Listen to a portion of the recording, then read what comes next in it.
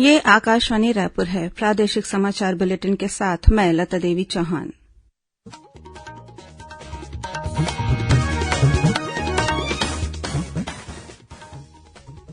और अब पेश है आज के मुख्य समाचार। बीते 24 घंटों से हो रही लगातार बारिश से रायपुर, अंबिकापुर, धमतरी, राजनांदगांव और रायगढ़ सहित अनेक जिलों में जनजीवन अस्त व्यस्त हुआ। नदी नाले उफान पर।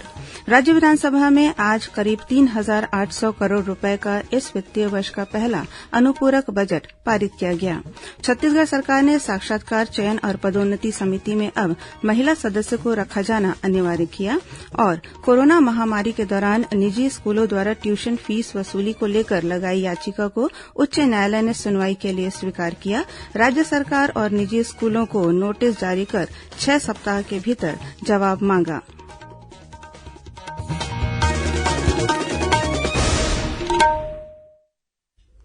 अब समाचार विस्तार से।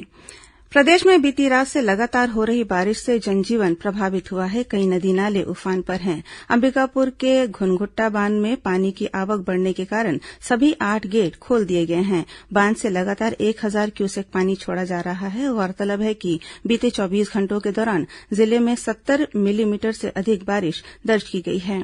इधर धमतरी जिले में बीती रात से रूक रूक कर हो रही बारिश के चलते कई इलाकों में पानी जमा हो गया है। नगर के आसपास के खेतों में भी पानी भरा हुआ है। नगर के रहवासियों ने निकासी नालियों के जाम होने से बरसाती पानी के घरों के अंदर घुसने की आशंका जताई है। वहीं बीती रात से हो रही बारिश के कारण जिले के गंगरेल बांध में 5,146 क्यूसेक, सोंढूर बांध में 3,752 क्यूसेक, मॉडम सिल्ली बांध में 2,369 और दुधावा बांध में 532 क्यूसेक पानी की आवक हो रही है। उधर राजनांदगांव जिले में छुईखदान क्षेत्र में भुरभुसी गांव में 6 मकान ढह गए हैं। जिले में शिवनाथ नदी भी उफान पर है। रायगढ़ में भी करीब 1 दर्जन मोहल्लों में जन भराव की स्थिति हो गई है।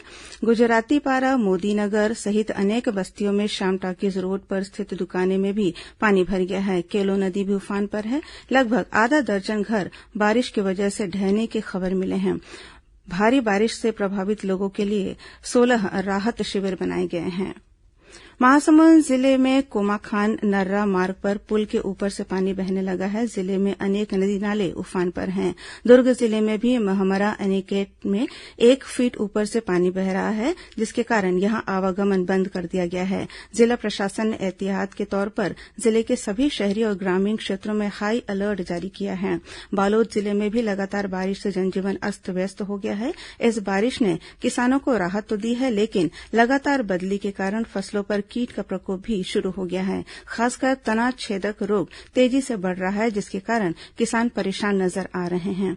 राजधानी रायपुर और बिलासपुर में बीती रात से झड़ी लगी हुई है। इसके अलावा बस्तर संभाग के अधिकांश इलाकों में भी बारिश होने के समाचार हैं। मौसम विभाग के अनुसार झारखंड के ऊपर एक निम्न दाब का क्षेत्र बना हुआ है। साथ ही ऊपरी हवा में चक्रवाती घेरा और मानसून द्रोणिका भी स्थित है। इसी के चलते प्रदेश के अधिकांश स्थानों में वर्षा हो रही है। विभाग के अनुसार कल भी प्रदेश के अधिकांश स्थानों पर हल्की से मध्यम वर्षा होने की संभावना है। वहीं बिलासपुर, सरगुजा, रायपुर और दुर्ग संभाग के कई स्थानों पर भारी से अति भारी बारिश होने की चेतावनी दी गई है।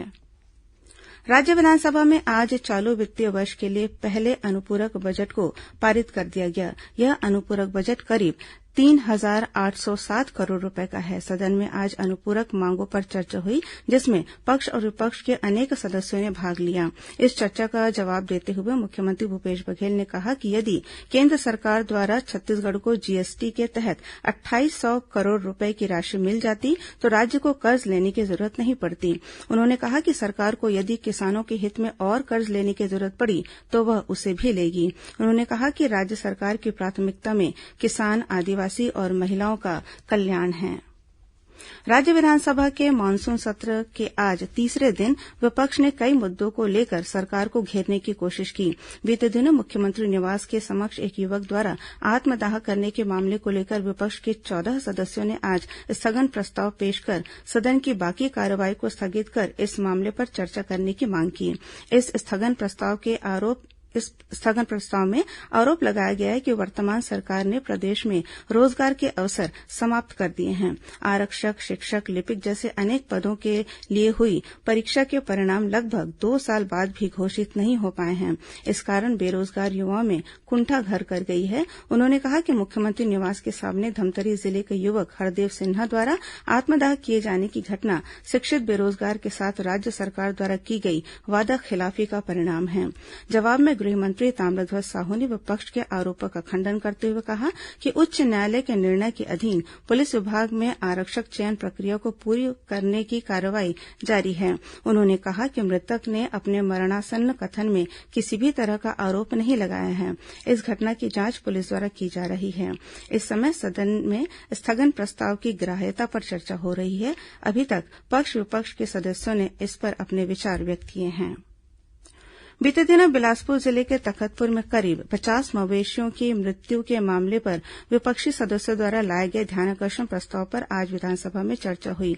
अपने ध्यानाकर्षण सूचना में विपक्षी सदस्यों ने इस घटना के लिए राज्य सरकार द्वारा रोका छेका अभियान के तहत कलेक्टरों को दिए गए निर्देशों को जिम्मेदार माना। विपक्षी सदस्यों ने कहा कि गौठानों की जिम्मेदारी पंचायतों को दी गई है, लेकिन इसके लिए पंचायतों को समुचित राशि उपलब्ध नहीं कराई गई है। उन्होंने कहा कि प्रदेश में 20,000 गांवों में से अब तक मात्र करीब 2,500 गांवों में ही आधे अधूरे सुविधाहीन गौठान बनाए गए हैं। अपने जवाब में कृषि मंत्री रविन्द्र चौबे ने बताया कि प्रदेश में 5,800 से अधिक गौठान स्वीकृत किए गए हैं।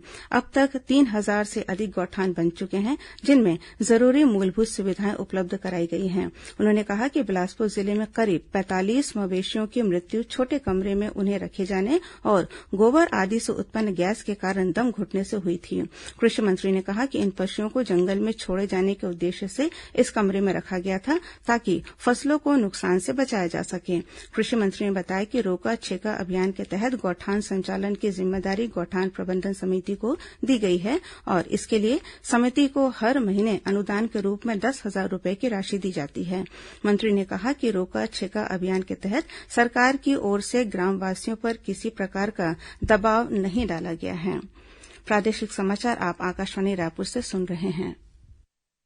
छत्तीसगढ़ की खबरों से है आपका वास्ता और खबरों की विश्वसनीयता से है हमारा वास्ता। आकाशवाणी समाचार रायपुर के प्रादेशिक समाचार बुलेटिन के साथ ही हमारे समसामयिक कार्यक्रम आप रेडियो के अलावा अपने मोबाइल पर भी सुन सकते हैं। आकाशवाणी समाचार फेसबुक, ट्विटर और यूट्यूब पर भी उपलब्ध है। हमारा Facebook page Chhattisgarh news on AIR, Twitter handle CGAIR news और हमारा यूट्यूब चैनल है छत्तीसगढ़ AIR न्यूज। तो अब रेडियो के साथ ही आपके मोबाइल के जरिए भी हम पहुंच रहे हैं आप तक। छत्तीसगढ़ की हर खबर के लिए सुनते रहिए आकाशवाणी समाचार। और अब आगे बढ़ते हैं बाकी के समाचारों की ओर। प्रदेश में कोरोना संक्रमित मरीजों की संख्या में इजाफा होने का सिलसिला जारी है। महासमुंद के पुलिस अधीक्षक सहित जिले में आज 10 नए कोरोना संक्रमित की पहचान हुई है। इधर दुर्ग जिले के मुख्य चिकित्सा और स्वास्थ्य अधिकारी डॉक्टर गंभीर सिंह ठाकुर ने बताया कि आज जिले में 59 नए कोरोना संक्रमित मरीजों की पुष्टि हुई है। सबसे अधिक 8 मरीज अमलेश्वर पाटन क्षेत्र से मिले हैं। वहीं उतई थाने के 3 आरक्षक भी कोरोना संक्रमित पाए गए हैं। उधर बस्तर जिले में आज 21 नए कोरोना पॉजिटिव मरीज मिले हैं। इनमें सबसे अधिक 16 मरीज जगदलपुर शहर के हैं। साथ ही केंद्रीय कारागार में भी 7 मरीज मिले हैं। वहीं प्रदेश में कल बीती रात 1,209 कोरोना संक्रमित मरीजों की पुष्टि हुई है। इनमें सबसे अधिक रायपुर जिले से 618 मरीज मिले हैं। वहीं दुर्ग से 114, रायगढ़ से 97, राजनांदगांव से 47, महासमुंद से 36, बीजापुर से 28, बिलासपुर से 25, बस्तर से 23, नारायणपुर, धमतरी और सरगुजा से 20-20 मरीज मिले हैं। प्रदेश में बीती रात तक मरीजों का आंकड़ा 24,500 को पार कर गया है। राज्य में सक्रिय मरीजों की संख्या 10,000 से अधिक हो गई है। वहीं कल 10 लोगों की कोरोना संक्रमण से मौत भी हुई। इसे मिलाकर प्रदेश में कोरोना से अब तक 231 लोगों की जान जा चुकी है। वहीं 413 मरीजों को कल स्वस्थ होने के बाद अस्पताल से छुट्टी दी गई। इसे मिलाकर प्रदेश में स्वस्थ होने वाले मरीजों की संख्या 14,000 से अधिक हो गई है। इस बीच कोंडागांव जिले के मुख्य चिकित्सा और स्वास्थ्य अधिकारी टीआर कुंवर ने बताया है कि बिना लक्षण वाले मरीजों को होम आइसोलेशन पर रखा जाएगा, जहां चिकित्सक की सलाह पर उनका इलाज किया जाएगा। इधर दुर्ग जिले में कोरोना संक्रमण से बचाव के लिए नगर निगम, स्वास्थ्य विभाग और महिला तथा बाल विकास विभाग की संयुक्त टीम घर घर दस्तक दे रही है। इस दौरान टीम के सदस्यों द्वारा लोगों के स्वास्थ्य की जानकारी ली जा रही है। टीम अब तक 54,000 से अधिक घरों में दस्तक दे चुकी है। इस दौरान टीम ने 2,24,000 से अधिक लोगों के स्वास्थ्य की जानकारी जुटाई है। छत्तीसगढ़ में कोरोना से संक्रमित रोगियों का पता लगाने के लिए अगले माह से 20,000 नमूनों की जांच की जाएगी। इस समय 10 से 12,000 नमूनों की जांच प्रतिदिन की जा रही है। राज्य विधानसभा में कल स्थगन प्रस्ताव पर हुई चर्चा का जवाब देते हुए स्वास्थ्य मंत्री टीएस सिंहदेव ने बताया कि प्रदेश में 22,000 से अधिक क्वारंटीन सेंटर बनाए गए हैं। इनमें 778 शहरी क्षेत्रों में हैं। चर्चा के दौरान मुख्यमंत्री भूपेश बघेल ने आश्वासन दिया कि कोरोना संक्रमण की रोकथाम और नियंत्रण के लिए सदस्यों द्वारा दिए गए सुझावों को केन्द्र सरकार के पास भेज दिया जाएगा। सदन ने ध्वनि मत से कोरोना योद्धाओं को उनके द्वारा दी गई अथक सेवाओं के लिए आभार भी व्यक्त किया। राज्य सरकार ने साक्षात्कार, चयन और पदोन्नति समिति में अब महिला सदस्य को रखा जाना अनिवार्य कर दिया है। जारी आदेश के अनुसार समस्त विभागों के अधीन गठित साक्षात्कार, चयन, पदोन्नति और छानबीन समिति में अनुसूचित जाति, अनुसूचित जनजाति तथा अन्य पिछड़ा वर्ग का प्रतिनिधित्व अनिवार्य कर दिया गया है। इस समितियों में महिलाओं के प्रतिनिधित्व के लिए अब एक महिला सदस्य रखा जाना भी अनिवार्य होगा। वैश्विक महामारी कोरोना के दौरान प्रदेश के निजी स्कूलों द्वारा ट्यूशन फीस वसूली के मामले को लेकर लगाई गई याचिका को छत्तीसगढ़ उच्च न्यायालय ने सुनवाई के लिए स्वीकार कर लिया है। इस मामले में उच्च न्यायालय ने राज्य सरकार और निजी स्कूलों को नोटिस जारी कर जवाब देने के लिए 6 हफ्ते का समय दिया है। दाखिल याचिका में छत्तीसगढ़ उच्च न्यायालय के पूर्व के आदेश को निजी स्कूलों द्वारा गलत तरीके से परिभाषित कर ट्यूशन फीस लेने के आरोप लगाए गए हैं। साथ ही राज्य सरकार से एक समिति बनाकर शुल्क वसूली की समीक्षा करने की मांग की गई है। केंद्रीय वित्त मंत्री निर्मला सीतारमण ने आज वीडियो कॉन्फ्रेंसिंग के माध्यम से जीएसटी काउंसिल की बैठक ली। छत्तीसगढ़ की ओर से मंत्री टीएस सिंहदेव इस बैठक में शामिल हुए। बैठक के दौरान केंद्रीय वित्त मंत्री ने जीएसटी क्षतिपूर्ति के विषय पर केंद्र द्वारा अटॉर्नी जनरल से ली गई राय पर राज्यों से सुझाव मांगे। चर्चा के दौरान मंत्री श्री सिंहदेव ने जीएसटी क्षतिपूर्ति की राशि तुरंत जारी करने की मांग की। साथ ही उन्होंने जीएसटी लागू होने के 5 वर्ष पूरे होने के बाद भी केंद्र सरकार द्वारा राज्यों को जीएसटी क्षतिपूर्ति जारी रखने का आग्रह किया।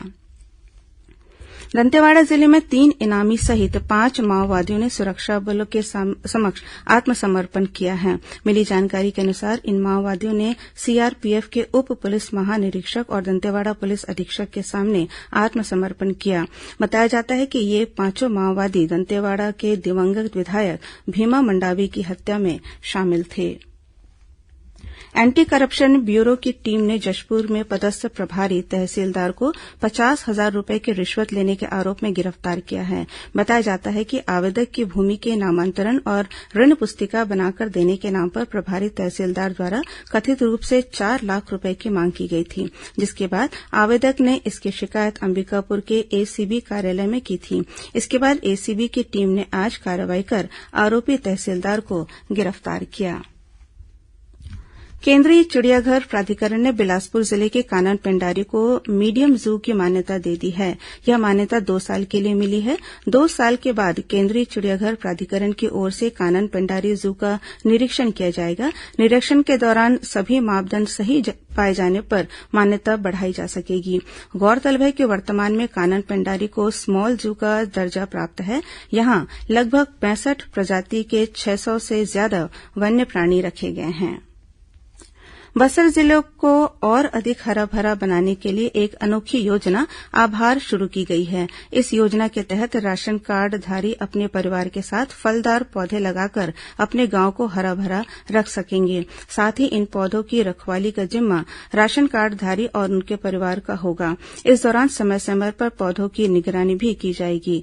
राज्य वन जीव बोर्ड के सदस्य हेमंत कश्यप ने बताया कि बस्तर जिले के ग्रामीण क्षेत्र में 366 राशन दुकान दुकानें संचालित हैं। इन दुकानों से प्रतिमाह 1,63,000 से अधिक राशन कार्डधारी अनाज उठाते हैं। उन्होंने कहा कि इस योजना को यदि प्रदेश भर में लागू कर दिया जाए तो सिर्फ राशन कार्डधारियों के आधार पर ही करीब 1 करोड़ से अधिक पौधे रोपे जा सकते हैं। उन्होंने बताया कि ग्राम पंचायत बिलौरी में प्रत्येक राशन कार्ड में दर्ज सदस्यों की संख्या के हिसाब से फलदार पौधों का रोपण किया जा रहा है।